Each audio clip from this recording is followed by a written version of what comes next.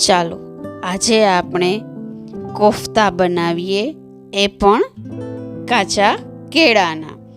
તમે જોઈ શકો છો કે મેં કેળાને એક વિસલ વગાડી અને છાલ સહિત બાફી લીધા છે. હવે એ બાફેલા કેળાને આપણે તેમાંથી છાલ કાઢી નાખીશું. આ એકદમ સરળ અને સરસ એવી ટેસ્ટી રેસીપી અને પંજાબીને પણ ટક્કર મારે તેવું જ એક કોફતા કરી પંજાબી સ્ટાઇલ જ છે, પણ આપણે એમ કહીએ કે પનીરના શાકને પણ ટક્કર આપે છે એવું આ શાક બની અને તૈયાર થાય છે.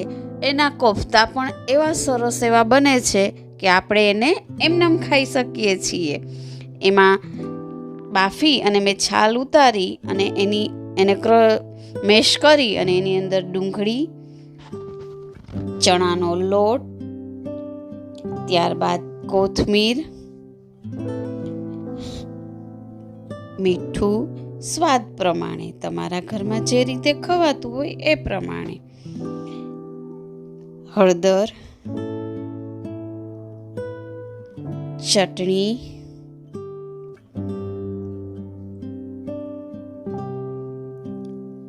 આ બધું નાખી અને એને સરસ એવું આપણે મિક્સ કરી અને એક ડો જેવું તૈયાર કરી લઈશું. તમે જોઈ શકો છો એ એમનેમ જ બાઇન્ડિંગ થઈ જશે, એમાં કંઈ આપણે કરવું નહીં પડે. અને એના ગોળ ગોળ આપણે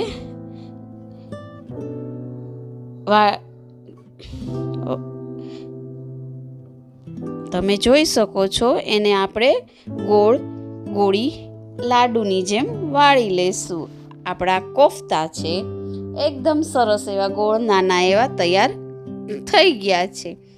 તો હવે ત્યારબાદ આપણે એ કોફતાને તેલ મૂકી અને તળી લેશું. લોટ એકદમ હાઈ ફ્લેમ પણ નહીં રાખીએ અને એકદમ લો ફ્લેમ પણ નહીં, મીડિયમ ટુ હાઈ ફ્લેમે આપણે કોફતાને ફ્રાય કરી લેશું. તમે જોઈ શકો છો કે મેં કોફતા ફ્રાય કરવા માટે રાખી દીધા છે. એકદમ સરસ એવી આ એક યુનિક એવી રેસીપી તૈયાર થઈ જશે, જેને તમે ક્યારેય પણ ખાશો તો તમારું મન નહીં ભરાય. આપણને અને બાળકોને ગમે ત્યારે આપણે બનાવી અને ખાઈ શકીએ છીએ. નથી કોઈ પણ એવો હાઈ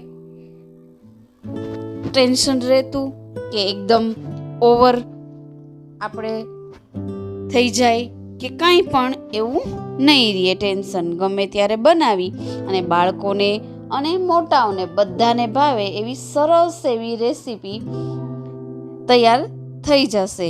જો ગોલ્ડન બ્રાઉન કલરના તૈયાર થાય એટલે એને આપણે બહાર કાઢી લઈએ અને એ જ પેનની અંદર એક જ પેનમાં આપણે બધી જ આખી રેસીપી તૈયાર કરી નાખશું. ત્યારબાદ એમાં મેં જીરું મૂક્યું, 2 થી 3 નંગ જેટલી હિંગ નાખી અને 2 થી 3 નંગ જેટલી સમારેલી ડુંગળી અને ખાસ એવો આપણા ગુજરાતીઓના મસાલા તો હોય જ, તજપત્તા છે, લવિંગ છે, એલચી છે, તજ છે, એ બધું અને ડુંગળીને લસણ નાખીને એ બધું સાતડી લેવાનું.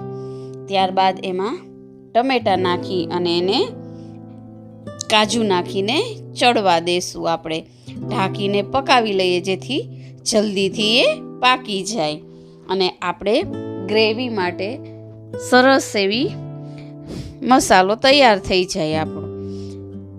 તમે જોઈ શકો છો કે સરસ એવું આપણું બધું શાકભાજી ચડી ગયેલું છે, ડુંગળી, ટમેટા બધું પણ.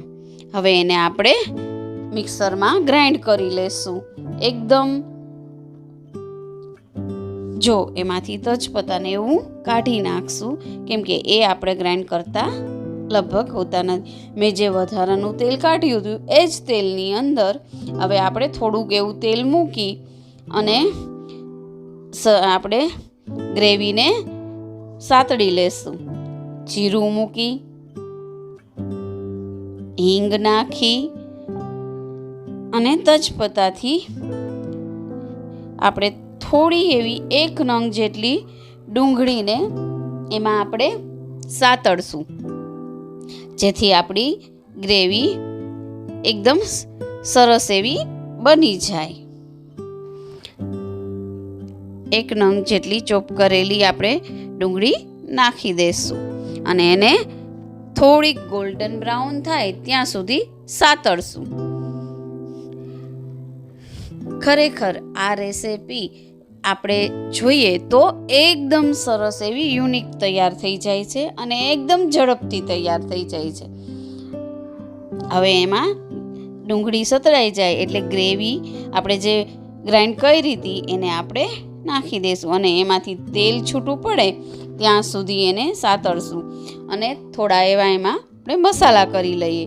હળદર, ચટણી,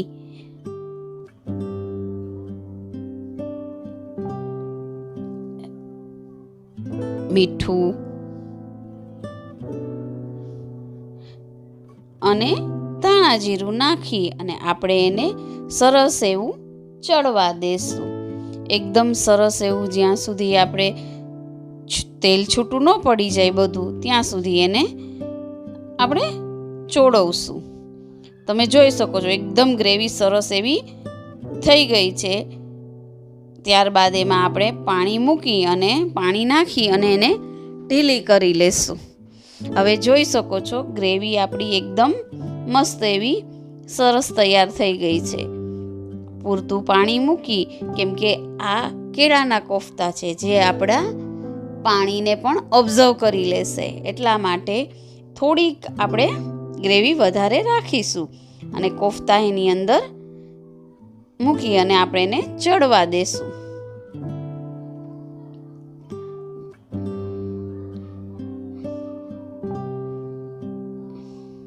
તમે જોઈ શકો છો એકદમ સરસ એવું આપણું કેળા કોફતા, કાચા કેળાના કોફતા વિથ કરી એકદમ સરસ એવું તૈયાર થઈ ગયું છે. હવે એની અંદર આપણે મલાઈ ઉમેરી, જો તમે ઘરની મલાઈ વાપરતા હોય તો એ જ ઉમેરી દો. ત્યારબાદ એમાં કસ્તુરી મેથી અને ધાણા ભાજી નાખી અને આપણી સરસ એવી કોફતા કરી તૈયાર થઈ ગઈ છે. તમે જોઈ શકો છો. જો તમને સરસ એવું હવે આપણે એને સર્વ કરીશું. આપણી કોફતા કરી એકદમ સરસ એવી તૈયાર થઈ ગઈ છે. જો તમને એકદમ પરોઠા સાથે અથવા તો નાન સાથે, બંને સાથે સરસ એવી લાગશે. હા, જો તમને આ વિડીયો ગમ્યો હોય તો લાઈક, શેર એન્ડ સબસ્ક્રાઈબ જરૂરથી કરજો.